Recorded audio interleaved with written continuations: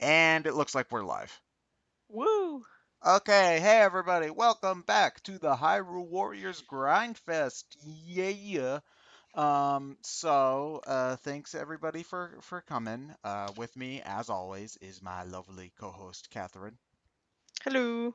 And like last week, I had a straw poll on my Twitter asking who we should use tonight, and I'm gonna refresh the page just to check, but yep, it looks like Minna won.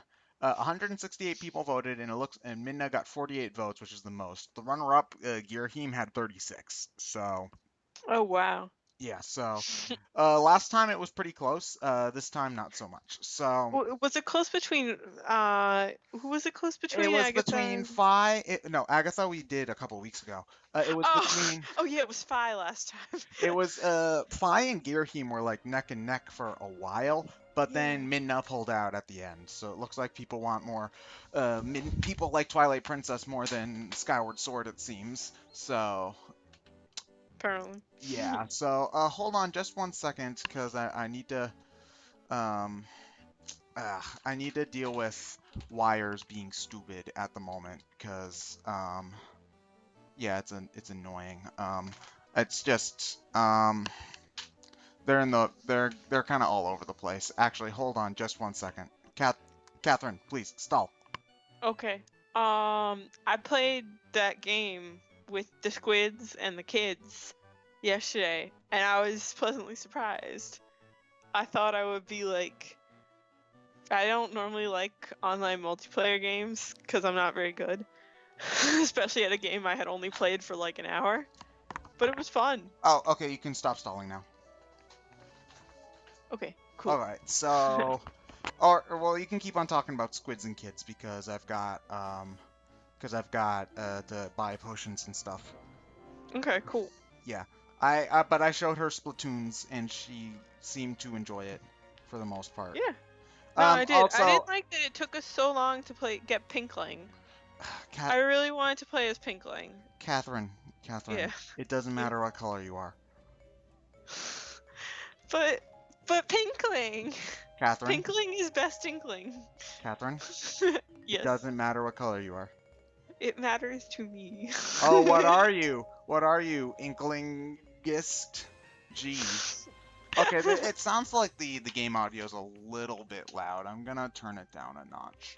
Uh, I Why gotta, can't I play as Octoling? because they haven't added that update yet. I do like what Nintendo is doing with Splatoon, because they're updating the game like every week or so with new stuff, and that is great for keeping up interest, because that's actually the same thing they did with. No, it's at 3. That should be normal. Okay, maybe I'm just hearing things. Um, but that's what they did with Mario Golf last year. And I played that game for like over 100 hours, and it was a lot of fun. So yeah, Cool. yeah. So I think that they're doing the right thing with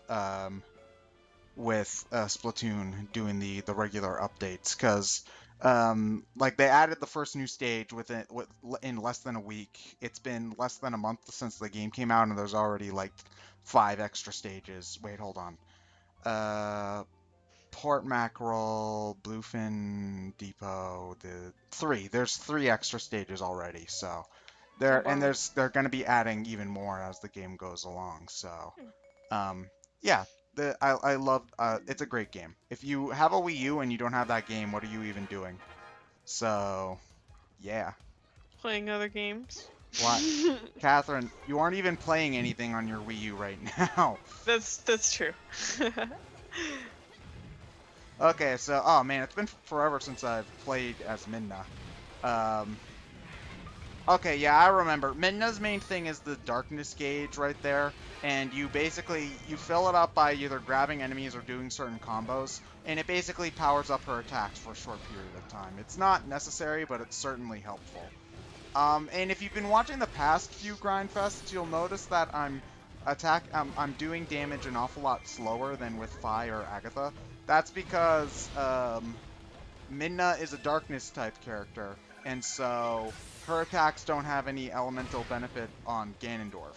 So we'll be doing think this Grindfest just naturally will be a little bit longer than previous Grindfests. So, good for you, bad for me, is essentially what's going on there. Someone asked in the chat if I've seen Nausicaa: The Valley of the Wind, which is a Hayao Miyazaki movie. One of his earlier ones, actually. I have, and I love that movie. I think it's highly underrated. The main three I hear people talk about are Spirited Away, Princess Mononoke, and Laputa Castle in the Sky. But I love Nausicaa: The Valley of the Wind. Castle in the Sky is the one that you hear the most about when you talk Miyazaki. Yeah, I would say I do. Huh. But that just Oh might be wait, the hold people on. I'm I've talked thinking. to. Oh wait, hold on a moment. Castle in the Sky. Okay. For a moment, I was getting that mixed up with Howl's Moving Castle, which is kind of eh. Yeah, no, I've seen most of the Miyazaki movies. Even there are a couple I haven't seen, but like I've seen Porco Rosso, What? which that's like the you're a Miyazaki fan for reals if you've seen Porco Rosso. For the record, I would Oh my not terribly gosh, Catherine, recommend you're it. such a fake Miyazaki fan. You haven't even seen Porco Rosso. It's I not haven't that even seen all of Spirited Away, so. Oh, But I seriously? don't claim to be a hardcore Miyazaki fan, so. No, I I should haven't seen see everything by him. I think there's a point at which like a lot of his movies are very similar. Porco Rosso, I think he kind of tried to do something different. Like, I think it's one of a couple movies where he doesn't have the exact same girl, like the exact same character face for a female character as the main character. To be fair, a lot of artists do that. Like the worst offender I think Same is face. of the same face is what's it called? Who's his name? Dragon Ball Z. Akira Toriyama. Yeah, he. If you look at all of the Dragon Chrono Quest, Trigger. yeah, Chrono Trigger, Dragon Quest, Dragon Ball, they all look the same. You could say the same about I forget his name, the guy who does Fire Emblem. Like a lot of the faces look the same for that too. It's just, and artists have art styles, and characters are gonna look similar no matter what. So it's just a matter of, I think, yeah. So I can't harp on him too much for that. As long as the personalities are different for each character, because that's if you have like the same character archetype, no matter what clothes they have, that's more boring. To me. Except he kind of I don't know. There's some variation with Miyazaki, but some of the characters are pretty similar. Like Princess Mononoke, she's quite is that her name? I'm trying to remember. It's been a while. She had a different name. The people in the town called her the Princess Mononoke. But she has a very distinct personality because of the whole like wild child thing. But a few of the female characters are pretty similar. Just kind of. I liked Kiki and Kiki's Delivery Service. Oh yeah, I forgot about that movie. She's okay. Yeah, Kiki's okay character. The movie was just kind of mad at me. It was just cute. a little too lighthearted for my taste. Oh, what? You need everything to be depressing? Gosh. Yeah. Catherine. So great. Catherine, sometimes people don't want to be working on depressing movies all the time. Oh, I know, right? Yeah. But that's what I like about Nausicaa. It's a beautiful world, and there's some like kind of depressing parts, but it ultimately has a very satisfying, optimistic ending. But it takes a while to get there. Oh yeah, and a couple people died. People die when they are killed. Yeah. I still need to see Spirited Away. That's higher up on my to-do list than a lot of other things. Like, cause I've seen Mononoke because of Brain Scratch, and I've seen a handful of other movies as well by him. But it's the big one is Spirited Away, and I should get around to that sooner rather than later. I have that. I think I left it at my parents' house. Okay, Let me see. well. Let me check my where I keep my stuff. Oh no! Oh yeah, I have it. It's here. Okay, we'll have to watch that sometime. Also, Castle in the Sky, which I saw that Advent years ago. Wait, what? Oh, Advent Children. Not by Miyazaki. No. Miyazaki presents Final Fantasy VII Advent Children. Now I'm picturing Eric with the same face. The Miyazaki. You know what that sounds like? William Shakespeare's Bill and Ted Excellent Adventure. Um, but yeah, I figured. Oh yeah, so I have Spirited Away.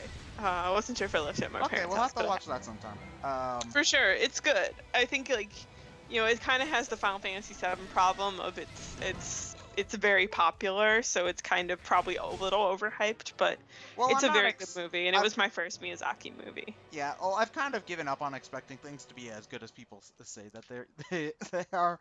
To be perfectly honest, I usually try to go by my own opinions Yeah. these days. No, I agree. Ryan asked in the chat if we've seen Wolf Children. I assume he means Ami and Yuki Wolf Children. I haven't. I've heard good things about it. I just haven't gotten a chance to watch it yet. The one thing, so apparently it's one thing they talked about it on the anime podcast I used to listen to before they went on indefinite hiatus, Podtaku. They talked about it a fair bit, and apparently it's a really great movie. It would be like pretty much a PG movie, except there's this one really weird scene where basically the it's about this woman who marries a werewolf, and then she has two kids, and the kids are kind of struggling with their identity because they can like turn into wolves sometimes, and it's weird. But there's So this one Twilight, scene where, yes. well, sort of. But so there was this one scene where after she discovers it's a wolf, they go back and They they have get up hot to wolf some sex. activities. Well, but then you realize, then there's a scene where she's lying in the bed, and it's like the camera's on her, and then you see that he's still in his wolf form. So they basically show them having like her smoking a cigarette after they have hot werewolf sex moment, basically. Pretty much, like, it's just like. So apparently, one of the guys on Podtaku said that he was showing the movie to his family, who were not very familiar with anime, because otherwise it's a very great movie and a very accessible movie, but there's just that one scene where it's like, what's going on? So he said when he got to that scene, he just, because it was a little bit into the movie, but not too far along, so that scene was about to happen, so he's just, so how are you guys liking the movie so far? And he's like, oh, it's pretty good so far. And like he just completely distracted him for like the 15 seconds that clip is playing, and then he's just like, okay, back to the movie. Oh, that Just sneaky completely guy. Yeah. Well, it's also kind of like, that moment where you're watching a movie on TV. Like, I've never actually have I had this moment? I haven't really had this moment with my parents, but I've heard a lot of stories about the moment with your parents where you're watching a movie on TV and then with your parents or something, and then like suddenly they start shouting like fuck, or they like boobs appear on screen and you don't know what to do. So yeah. Every time I watch them, that's like every time because I haven't seen that many Hitchcock movies, but I've seen a couple Hitchcock movies, and Hitchcock's movies aren't really scary in the way that they're thrillers, not horror exactly movies. exactly. But every time my mom's like, this sounds like a pretty scary, are you sure you're gonna be okay watching this movie? And I'm like, Mom, I'm pretty sure I'll be fine. And then if she's sitting there while we're watching the movie, she'll just be like, oh my gosh. I'm like, guys. Come on, Mom, you're embarrassing me in front of the internet.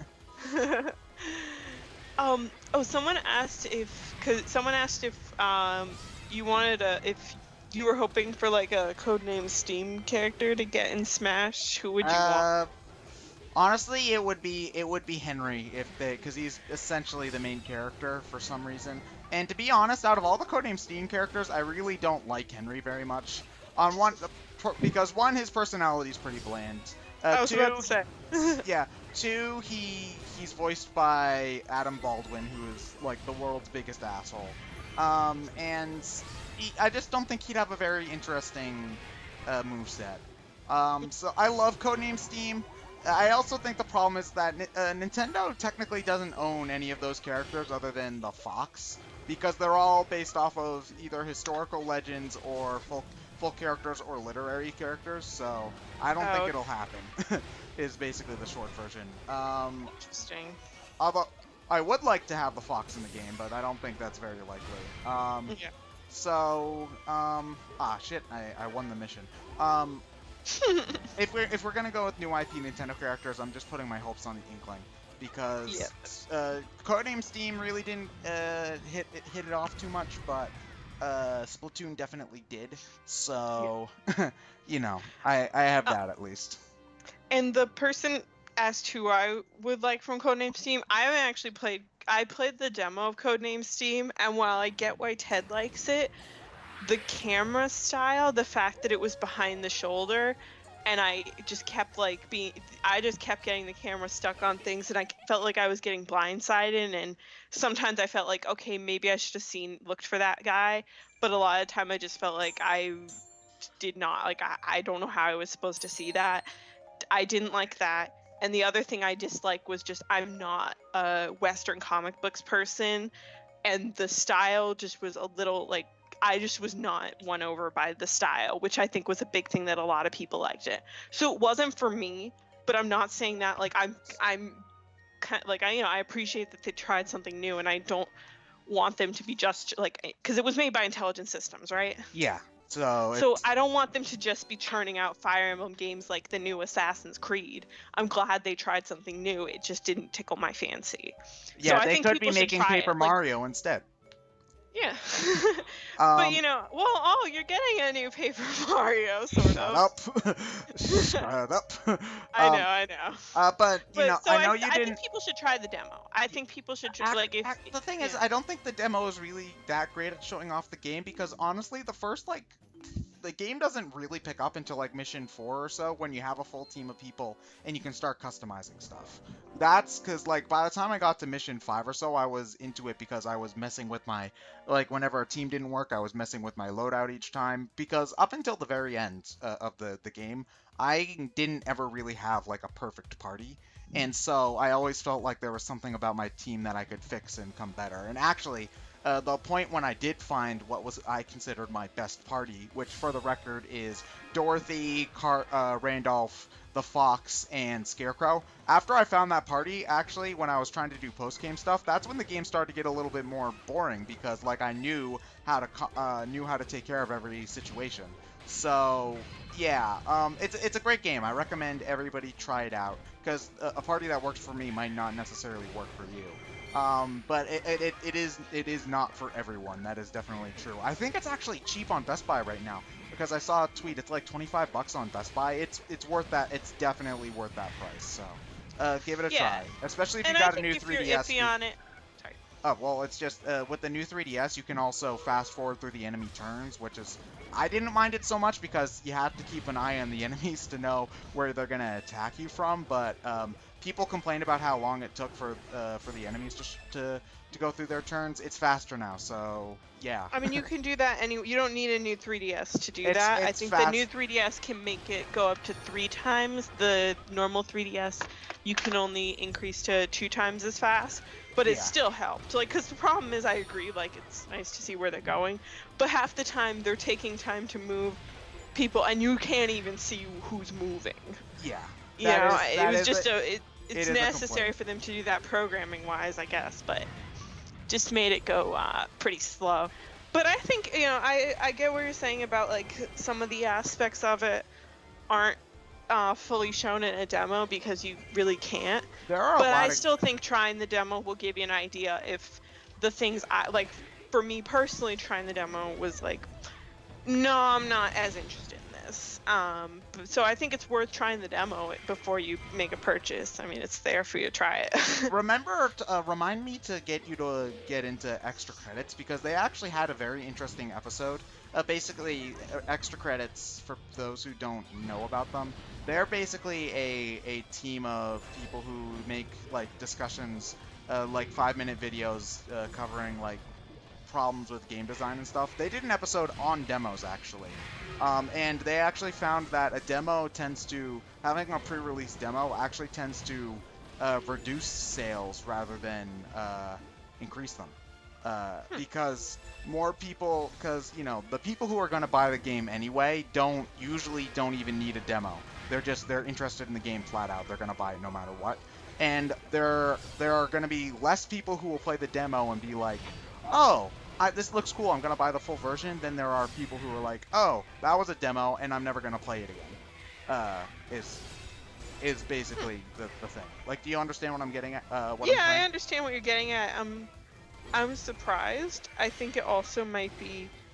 I don't feel like they have. I don't know what their control group for that is as far They as had looking at some. statistics. It was Because they had some kind of statistics. I don't know if it was just like stuff that they had heard from developers, because these are people who actually work in the games industry, so who make these episodes. So they yeah, but just because people work in the industry doesn't mean yeah, they that's understand how to do a proper like they they're difference of pretty difference or they're statistical pretty control. they're pretty thorough on that kind of stuff. I But I mean, this don't know kind of what their stuff though, source that's was. economics. That's like economics modeling, like what you I were know, saying. Like I that know, but sounds like the they've done kind a of stuff we lot. They've done a discussed in lot my of. econ classes. They've done a lot of stuff like that. Is the thing. Like they've been going for like a good 5-6 years. They know what they're talking about when it comes to stuff like that. Like they've set They up. think they know what they're talking about. Cat, I'd love cat, to. I'll cat, watch the video and decide for Catherine, myself. they definitely know what they're talking about when it comes to that stuff. Like, trust me on that one. Like, they know what they're doing. Like, I'm a scientist. I trust when I see the results and the supporting information. You're stubborn. I'm a scientist. I trust the NMR. There's no, you know what NMR stands for? It stands for nah me right. No, it stands for nuclear magnetic resonance. I like my acronym better.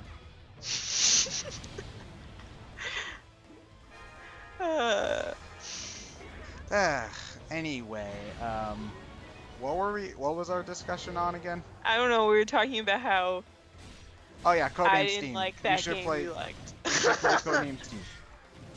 It is a good game. You should maybe play it. No, you should play it. Don't listen to Catherine. She likes other games put out by the same company. Guys, I'm so bad at Fire Emblem 7. She I'm likes really Final bad. Fantasy X. That's it. She likes Final Fantasy X. Yeah, which is a wonderful game. Nah. With some issues like any other game, but has a wonderful story. Yes, Ted, that scene was supposed to be hilarious. Like, no, I just like, I would argue having a wonderful story, because there's some stuff in that that's pretty fucking dumb. Although like that's what? Like, I just don't like Tidus as a character very much. That's different than story, but I can understand why you don't like Tidus. Story's a general term for me, but not liking the main character is a very large aspect to go around when you're. Oh yeah, but to me, story are the events. Characters are the characters. Wait, Ryan, have you played Final Fantasy X? Probably. I don't know. He's dissing it in the chat.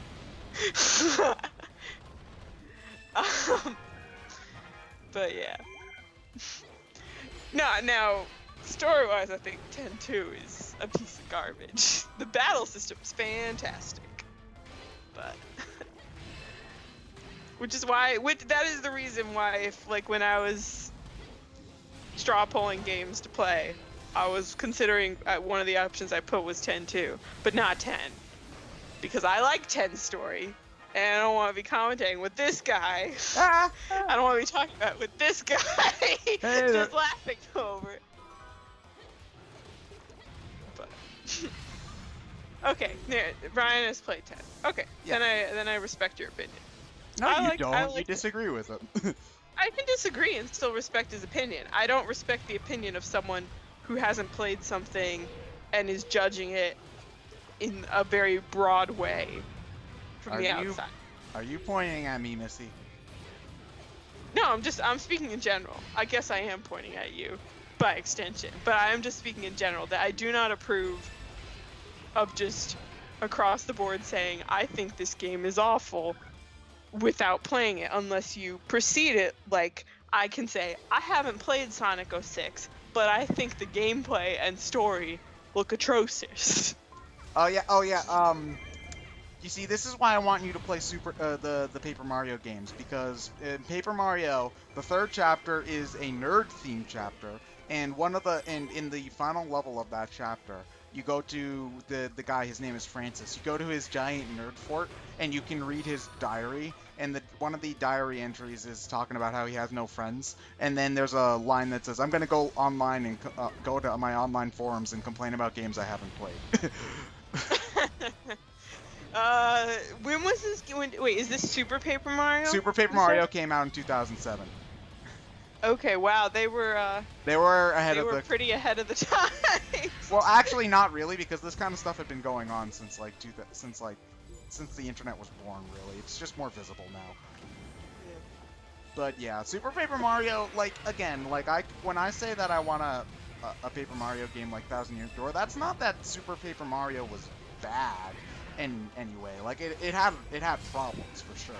My thing about Super Paper Mario is just that they tried something new, and a lot of people didn't think it worked. I thought that there were a lot of redeemable aspects about it. Like, I love the writing, story, and characters in Super Paper Mario. It's got a really touching story. The problem with it is that the gameplay gets pretty dull pretty quickly because, I know you haven't played a Mario game, Catherine, but you know how in a Mario game you jump on a Goomba, and then the Goomba dies? Yeah. So in Super Paper Mario, you jump on a Goomba, and it has 2 health, and your attack only does 1 health. So you jump on the Goomba twice to make it die.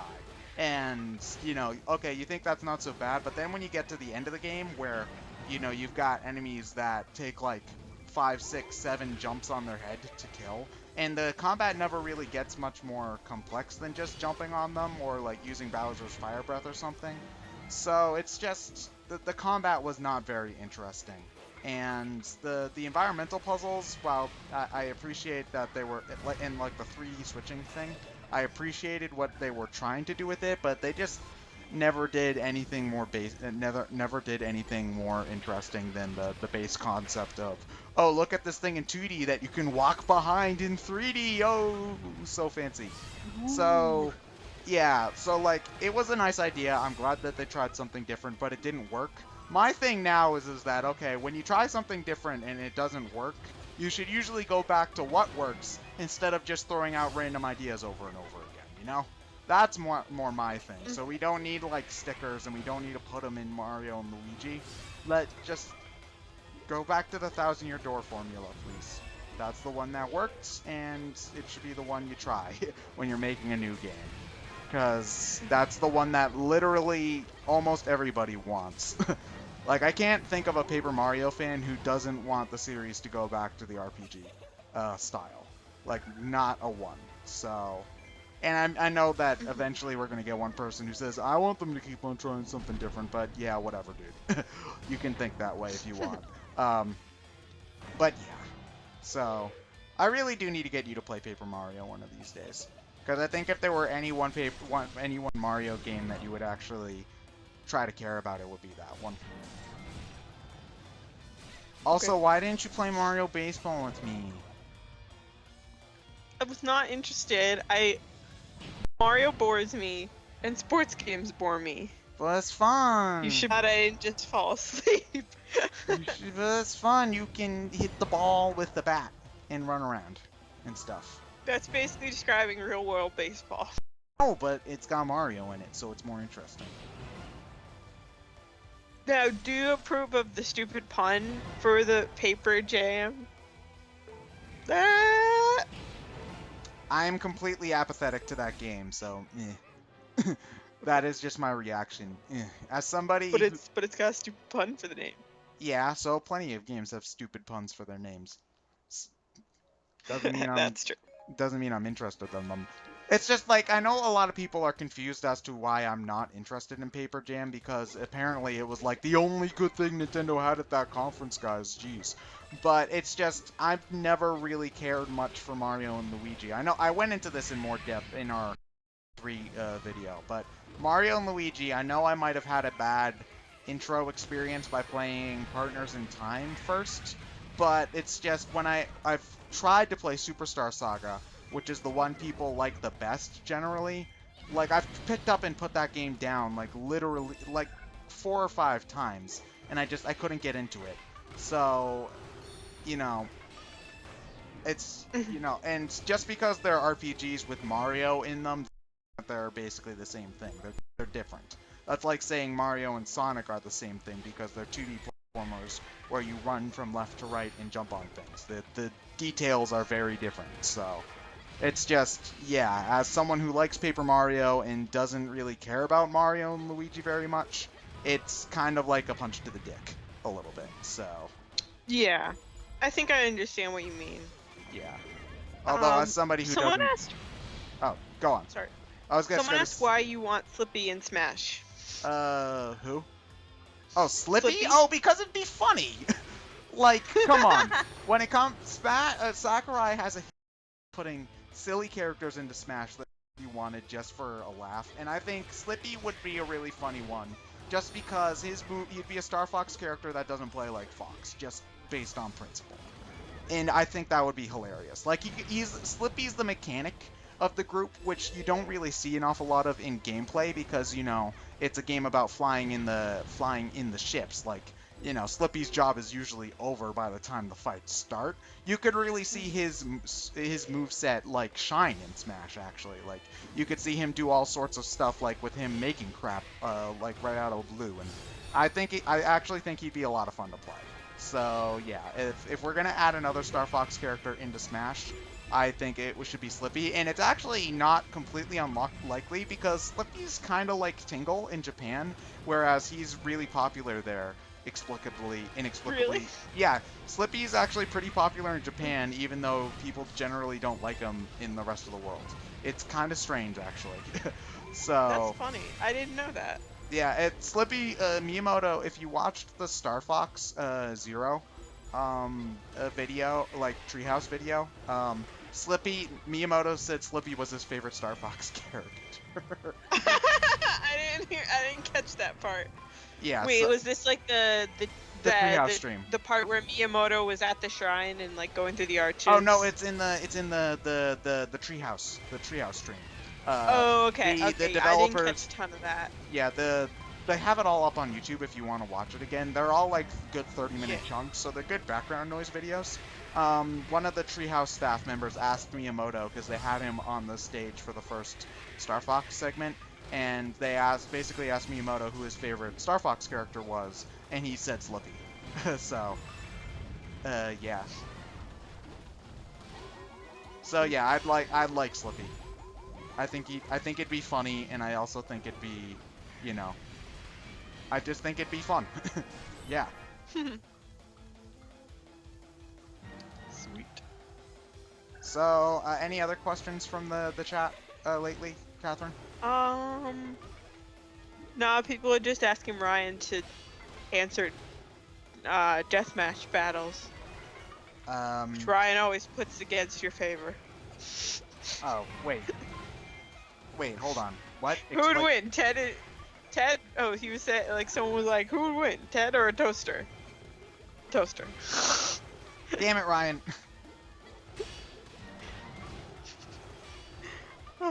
We really should have done what friends are for. We should have done an arm wrestling contest in Momocon. That would have actually been pretty funny. That would have been pretty funny. Although I think the winner of that would be Nathan because dude's pretty jacked. Yeah. Yeah. Well, like okay, he was. Can I ask what prompted the Nathan holding Johnny? You'll have to ask them because it was one of funny. those moments where I turned around and they were doing it, and I was like, dudes, seriously. But I did actually have, I think Nathan tried to. It was either Nathan or John tried to hold me for a moment, and then they dropped me. So yeah. Yeah, you'll have to ask them. I really don't remember. Sorry, it was a while ago. Actually, we might. I don't know where Nathan is, but I'm pretty sure John is at Too Many Games. So. Oh yeah, no, John might be back from Too Many Games now. Oh yeah, I think we talked about it during our Momocon discussion, which we did like 3 weeks ago, and John hasn't edited and uploaded yet. So yeah. The answer will be found out then, I suppose. Yeah. Oh, Nairman said John is back from Too Many Games. Yeah, but he's probably like dead. He's probably asleep already though. So. Yeah. I probably would be if it were me. Yeah, I'm thinking I want to go next year. To too many games. Yeah, yeah. That would be a fun one to You know, go. it's always hard for me to make time, but I can take I can take time off, and also if it's gonna be around the same time next year, like that's great because it'll be after I finish teaching. You So know, it's actually we are pretty lucky in that we actually live pretty close to Philadelphia. It's like a not too far of a drive, and it's even shorter by train. Like actually counting okay. gas, it might actually be cheaper to take a train than it would be to drive in and out too. Trains are. I'm trying to think because I took a lot of trains when I was doing interviews before I made my choice in grad school. Trains are pretty expensive, but I prefer it's awful incident that happened about a month ago. Aside, trains I think are generally safer than driving because like you hear about like there was that I haven't heard about any really awful train crashes before this one that happened relatively recently. As far I can't remember the last time I heard about one like that. Whereas car accidents happen all the time. Well, you have to also remember that a lot of those happen in more busy roads. Like I drive out to past Pittsburgh almost every year around the 4th of July to go see my dad's family, and 90% of that drive is in the middle of bumfuck nowhere. So there's not an awful lot of other cars around to hit. In that area. That's true, but if you're going long distance, you normally go on some sort of like highway thing, right? Yeah, you go on like a turnpike or an expressway, normally. Yeah, yeah. Yeah, so, yeah, but it would be great to have you at a convention, because then it wouldn't be such a sausage fest the entire time, which always nice. Although, never mind, that would have been a bad idea to say that. I'm not gonna say it. Nope. I won't ask. Okay, good. But what was I gonna say? But yeah, because it's not too far, and it sounds like it's a really. Oh no, conventions, are expensive, but they're a great time, as well. Yeah. That's actually I need to be better about saving for next year because PAX East, Anime Boston, and Momocon really took a damper on my wallet. So like just having a bigger gap in between cons even will just be a load of help on my end. Yeah, so and then I'd be able to save a little bit more because I don't know. Like, if I can get tickets to PAX East, I'll probably go. I'll just have to be better about buying stuff. Because you can get cheaper prices on almost anything at every other con.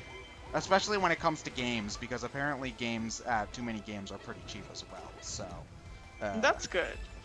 I think the only thing I think, like, probably the stuff from, like, a couple of the places that go everywhere, like Fangamer, they're probably the same prices everywhere. Yeah, they were at Anime Boston and what's it called? They weren't at Anime Boston. No, Fangamers one of the ones that was at PAX East and was at Anime Boston because that's where we got DD, remember? It was Level Up. It was. Oh yeah, Level Up Fangamer. was. Oh yeah, but Level Up was also at PAX East, Anime Boston, and what's it called? Momocon, actually.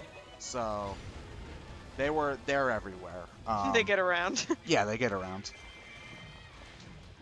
Probably like that one guy. The Yaoi I guy? bought that one thing from. Oh, I wasn't gonna say it. Yeah, the Yaoi guy. The doujin guy, more specifically. Or more broadly. I think he had various goods. Yeah, different strokes for different folks. And I do mean strokes, if you know what I mean. Oh my gosh! You're awful. I know. Someone asked, what is one Fire Emblem Lord we would like to see in Smash, but we've already got chance is unlikely. We've already got plenty. to be Yeah, I perfectly think we honest. got pretty good representation.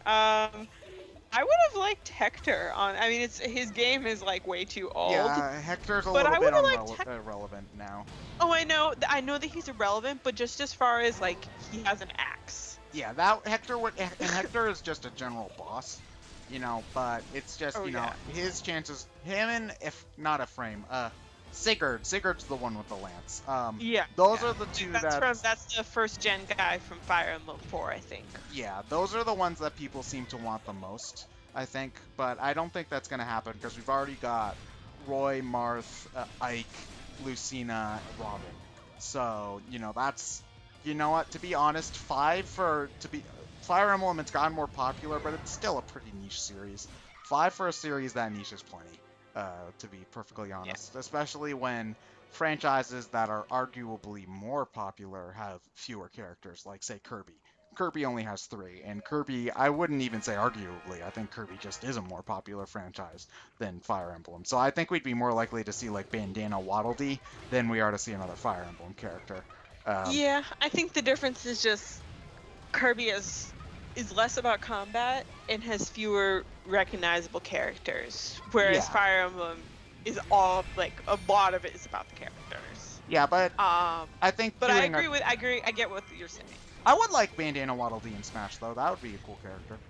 That's Although pretty really cool. the only DLC character I care about right now is the Ice Climbers. They need to come back. I miss them so much.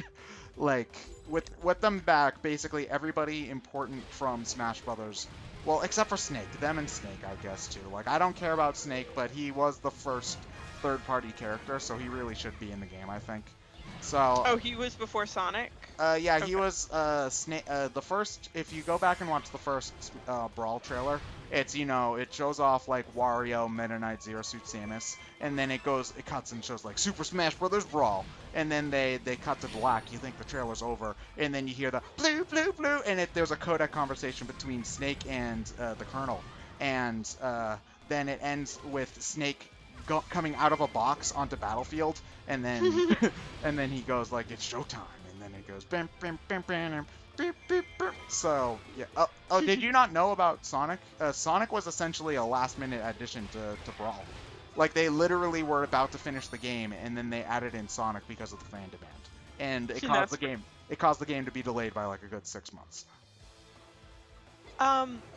A couple of people, someone at least asked. Oh, at least one person asked about like a good place to start for Fire Emblem series. I think Awakening is a great intro.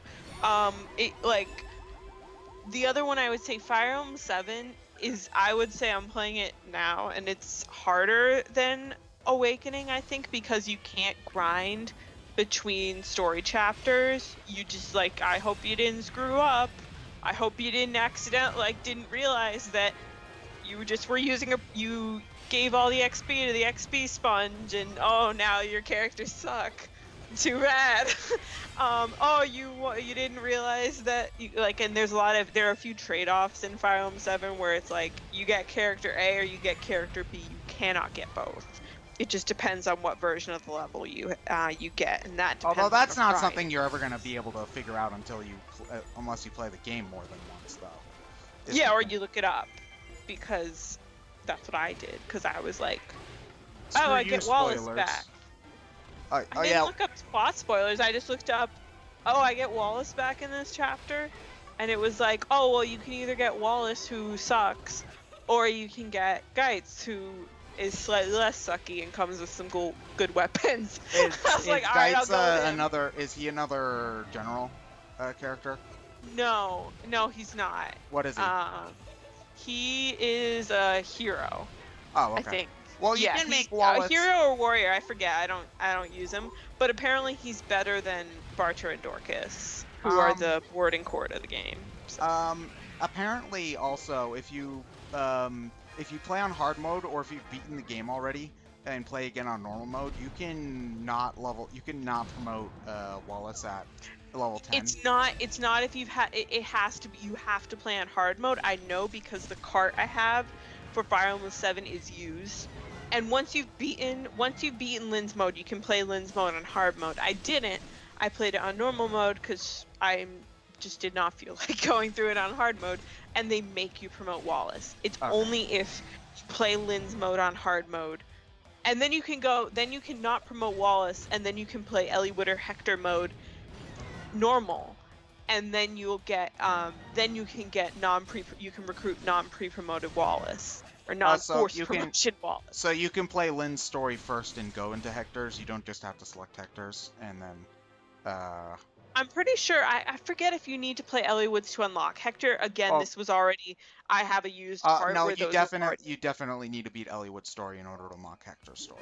Okay, I wasn't sure about that. Okay, that makes sense because Hector's story, like Eliwood's, kind of more of the events of the game revolve around Eliwood, so it makes sense that they would make you play him first. But I hear that you kind of get different perspectives on things if you play Hector's story. You know what you should do, Catherine?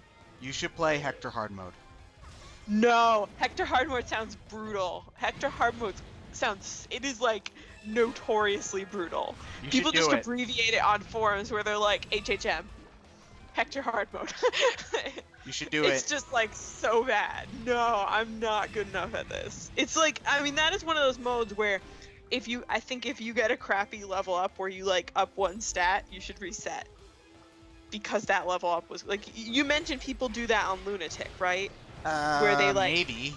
I think on Lunatic in Awakening. I'm not sure because you can also grind infinitely on in Awakening. Oh yeah, that's true.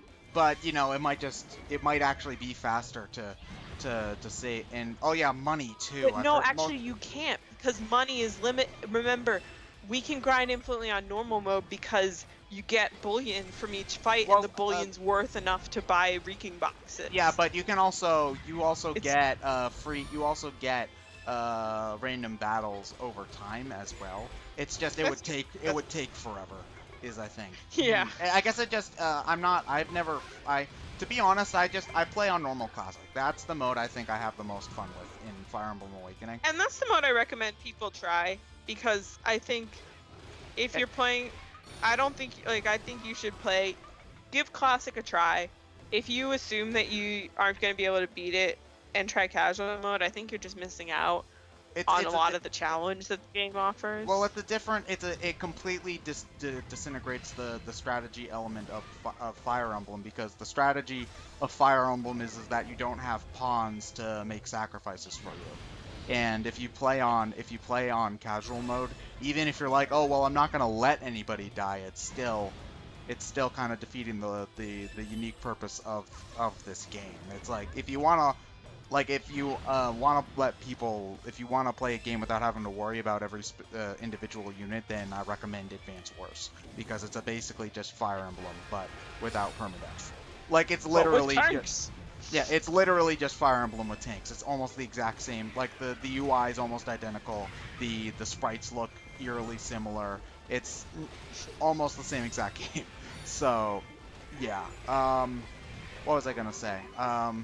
But yeah, it's just I don't have any desire to play on a harder difficulty in Fire Emblem because I did try hard mode on Awakening once, and I was just not having fun with it because it just felt like the enemies just had higher stats to me. They weren't really doing anything different strategy wise, so it just didn't really feel like a good challenge for me. So yeah. No, I think Hector Hard Mode is just brutal because enemies have higher stats. You get fewer units per map, which is quite standard for the other thing about hard modes is like I remember seeing a map that I was struggling with recently. The wiki for that map noted, which I was looking up just to get some advice because I'm at the point in the game, like when I was playing Awakening, I was kind of able to complain to Ted like, oh my gosh, I'm having such a hard time with this map. And then I was able to grind some. But Ted also was able to give me advice. Ted got most of the way through Fire Emblem 7, but not all the way. I wouldn't say most of the way. I got like halfway. Because this was a game Fire Emblem 7 was a game I had when I was... I got that game 2004 actually. No, 2003 or 2004. So I was like 10, 11 when I played this game, and 10-year-old me was not very smart. So I did not get... I think I would always play up through Lynn's story and then stop for whatever reason. So I think that the farthest I ever got in Elliewood's story was actually just up to the point where you get Lynn back on your team. So like Oh, about really? halfway Oh, that's pretty through. good. Yeah, about halfway through the game. I got. Okay. You're thinking Sacred Stones. I got most of the way through the Sacred Oh, Stones. okay. It's just Sacred Stones is boring. So. But yeah, so I'm like, I can't ask Ted for advice. Nope. I could ask Derek for advice, I guess. But I would recommend shout out here. I really like Shadow Mario 41. He's a great Let's Player. He's doing a really great Let's Play on Fire Emblem right now. He's playing on Hyrule Hard Mode. The only problem is that he's a graduate student for math. I think he's trying to be a math teacher, so he's busy all the time. So his playthrough has not been updated in a couple months. He's done a lot of really good playthroughs. Like, I love his Mario sports games because they're a very different, chill kind of LP to watch. very niche too. Yeah. But yeah, so I was saying, so I looked up some of the stuff on it, and there was one map where it was like, in Elliewood normal mode or Hector normal mode, you get 14 units. In Hector hard mode, you get 10. Oh. having four it might not seem like that much, but having 4 less units in a Fire Emblem game. It's a lot. It's the difference between like being able to bring 2 Cavaliers versus 1, and if that one, like, you don't have backup and you can't do like one of them uses the ranged attack and then the other one finishes it off with the close attack so you don't get damage. It makes a huge difference. The other thing is a lot of the Hector hard mode maps have something called Fog of War, which is in-game. The explanation is either just actual fog or like darkness, like if you're fighting at night somewhere. And of course the enemies can see through it. Exactly. Apparently in Advanced Wars, the enemy in normal mode in Advanced Wars, the AI are also restricted by Fog of War. Like they are limited with the same kind of vision cone that you are. But in hard mode, in Advanced Wars, nope, they can see perfectly fine. They brought their night vision goggles. The only Advanced Wars game I've played any significant amount of is Days of Ruin on DS, and I traded that game into GameStop. I really should not have, because it's like a good $60 now on Amazon. So wow. Yeah, bad move on my part, but it's hard to know that as a but I've only ever traded in 2 games that I care about. Like, the rest have been like SpongeBob games or movie games that I got as presents from my aunt or something. I've only traded in 2 games that were actually important to me, and that was Star Fox Command and Star Fox Command and what's it called? And Advanced Wars. Thankfully now I can get Star Fox Command on the Virtual Console now, so that's good. But I just don't have the money to do it right now, because I actually think Star Fox Command is an okay game.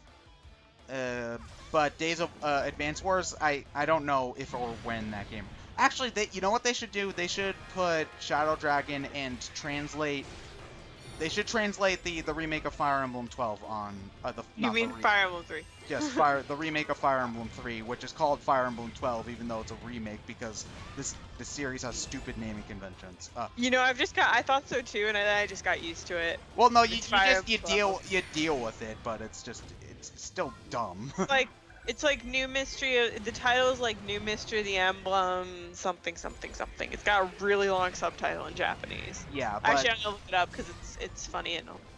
Okay, yeah, but I think because they've translated Earth. I don't know if they retranslated Earthbound Mother 1 for the Virtual Console, but there's precedent for it now. I think that they should do it, especially considering how popular Fire Emblem has gotten. And I heard that even although a lot of people seem to not like Shadow Dragon, a lot of people seem to like what's it called? Fire Emblem 12. Okay, I'm looking at it now. It's Fire Emblem Shinmonsho no Nazo Hikari Tokage no Eiyu, which is informally translated as New Mystery of the Emblem, Heroes of Light and Shadow. So yeah, long title. Well, the original game was just called Fire Emblem Mystery of the Emblem. Was Fire Emblem. So then why didn't they just call it Fire Emblem Mystery of Light, Heroes of Light or Shadow then? or Fire Emblem New Mystery of the Emblem or something. I think the latter suggestion makes more sense to call it New Mystery of the Emblem. Yeah. Because it is the new.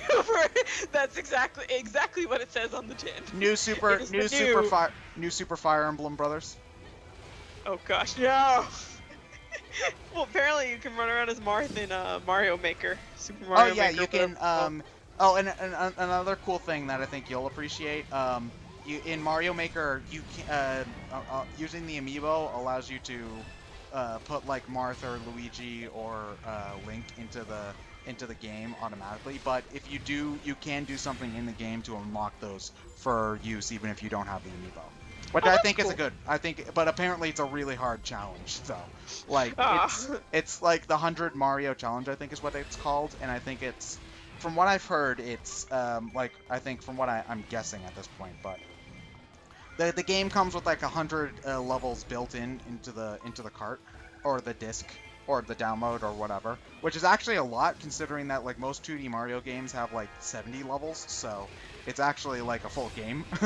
And I think the 100 Mario challenges, you get 100 lives and you have to go through all the levels. But considering that this is Mario Maker, and I'm sure that all the levels are ridiculous and stupid hard, like that'll probably be really, really hard because you basically can't die more than once on any given level. So, yeah, I'm really looking forward to Mario Maker. That game's gonna be great. It's gonna be a game. Rumor is the game will be on the Wii U. Yes, it will. It'll be nice to have a game that also takes advantage of the gamepad a lot too, because the level editor does look really seamless as well. That does look really cool, and the kind of thing that the gamepad would be really helpful for versus a gimmick. You want to know what actually the really cool thing about Mario Maker is, though? The game actually came about because the game actually started as a level editor in-house for the developers to use to make Mario games. Like, oh yeah, I think I heard that during the. Did they say that during the direct? I can't remember. They were like, they were trying to make a level editor for the people so that they could make more Mario games. And then basically they said, hey, this is fun. We should make the editor into a game. So Genius. And then they make all the money. No, watch. Super Mario Maker is gonna increase the sales of the Wii U by like 300%, and then it's suddenly not a failure anymore, just as they announce their new console. Oh, someone asked, who is your single most favorite unit in all of Fire Emblem? That's not fair! I love so many of them. You do realize that even if you've just played, say, 2 games, that's a good 80 characters you have to pick through, right? You do realize that, right? They're so, like, I love so many of them. I'm playing Fire Emblem 7. I love Dart. Like, he's just so hilarious. He's Dart's just like, he's the pirate, right? What? Dart's the pirate, right? Yeah, he's your only pirate unit, and he's so funny, and like there's this whole secret past with him that you only find out about if you get certain supports, which I haven't gotten, but I looked up. Again, like I don't like it either. I don't like the way they do. I didn't like the way they did supports until Awakening, to be honest. Yeah, I don't like that they're limited. I just don't like that they're limited. That's my issue. My problem with it is that this is a problem I have with many RPGs. I don't like it when RPGs have the characters' personalities disappear once they join your group. That's a big issue I had with Earthbound, actually, is that once you get a party member on your team, they basically lose any voice that they have. And it's part of the reason why I love the Dragon Quest remake so much, because every version of the game, except for the US version of 4, took this functionality out, which I don't understand.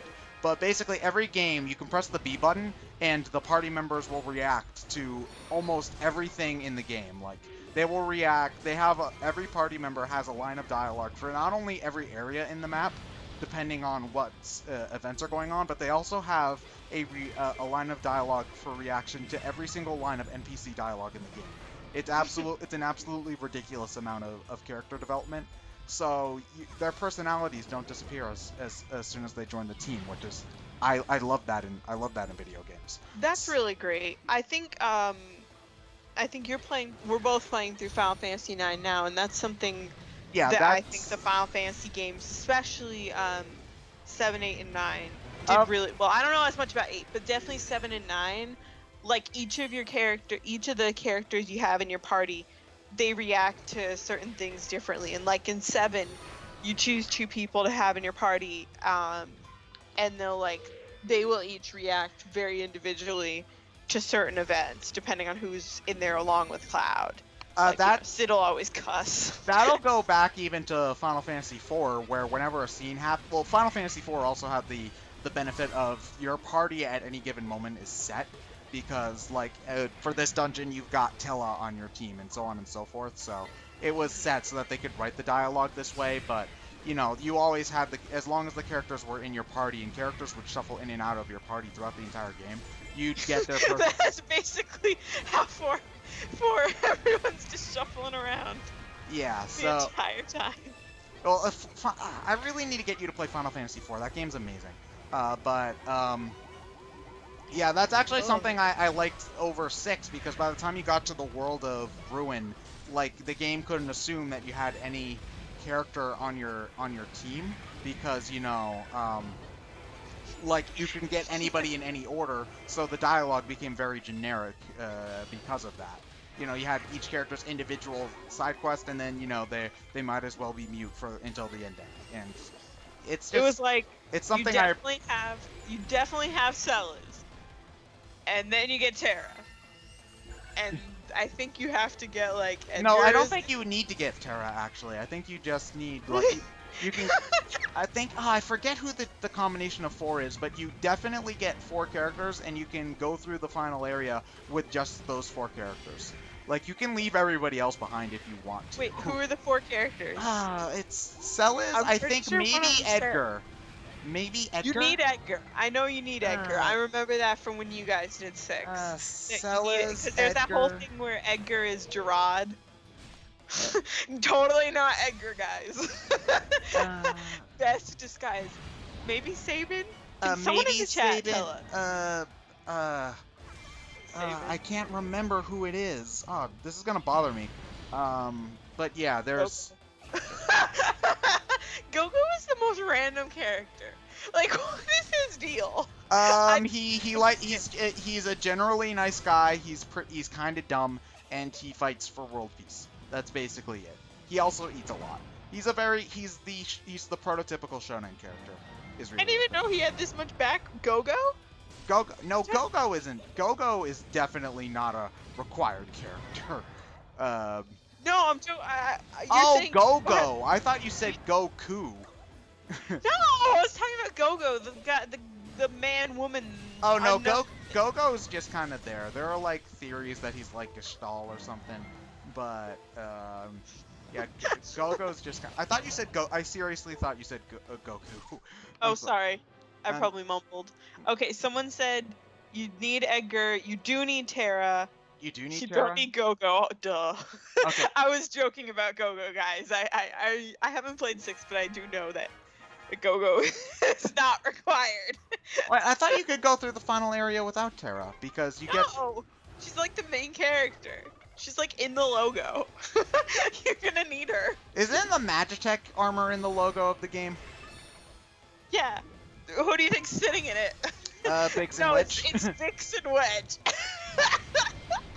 It's Vix. Not Biggs. Vix.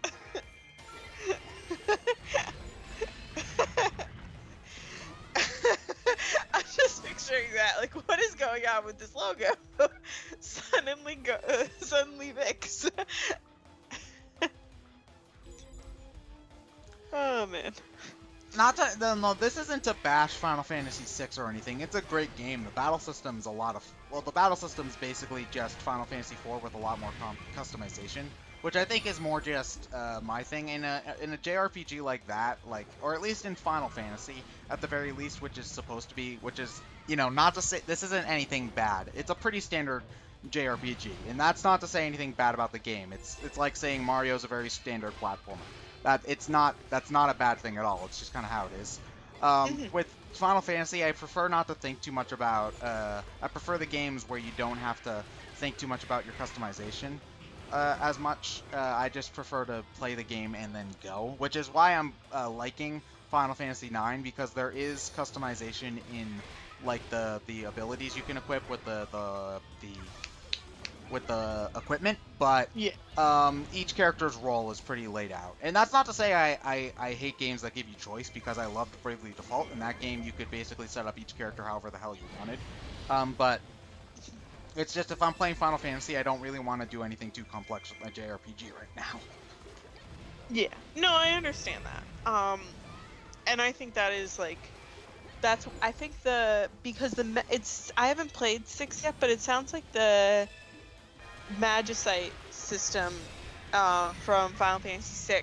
It sounds like they kind of expanded on that in Final Fantasy VII with the materia, except they made it easier, sort of, in that you can, like, you level up the materia and then you can pass them around versus having to have, like, Terra learn this spell from the Magicite. That's how it works in 6, right? You kind of learn spells. Like, you have a Magicite that teaches specific spells, and you have to keep it on a character for a specific amount of time for them to learn that spell. It's actually very similar to the equipment AP system in 9, in Final Fantasy 9, actually. Yeah, it does sound similar. Yeah. John actually says that his favorite way to play Final Fantasy VI now is a natural magic run where you don't equip Magicite at all. You just use the only characters that can use magic are the ones that learn magic naturally, like Terra and Celis. Which I think is actually a pretty interesting way of playing the game. I don't know if I'll ever go back to playing Final Fantasy VI again, because honestly, like, unless if it's one of my personal favorites, like Paper Mario or specific Pokemon games, for instance, I don't know how much interest I'm going to have in revisiting an RPG like Final Fantasy VI. Like, I guess it just depends on what my mood is at any given point. Because, you know, I don't want to ever say, I never want to say never, because, you know, like, I might get the urge to try it again someday, because, but yeah, I completely lost what I was saying, but yeah. I think you were just saying you'd be interested in doing, like, it's an interesting concept, but you're not sure if you'll do a natural magic run. Oh yeah, okay, that makes a lot of sense. Thank you, Kevin. You're welcome. Yeah, but yeah, there are a lot of other games I need to play before I do a natural magic run of Final Fantasy VI. Like, particularly a lot more Tales games. Like, Tales of, I actually need to finish Tales of Symphonia, and I have Tales of Xillia sitting here that I really want to get around to playing. Also, Baten Kaitos, I need to play that too. Because I got that at MomoCon, and I'm actually looking forward to trying that. Sweet. Oh, I hate this level in Fire Emblem 7. Everyone's just bunched around because there are these really small platforms and really small walkways. And do you have all the characters in the game yet? No, there are a couple I can't get yet. When do they stop giving you new characters? The last chapter? I don't know, actually. Because in Awakening, like, you know, depending on who you, well, unless if excluding the spot pass characters, yeah, well, in the fact that you can get most of the kids whenever the hell you want. Like, I think the last plot character that you have to get, oh wait, Basilio and Flavia. You forgot Basilio and Flavia are I think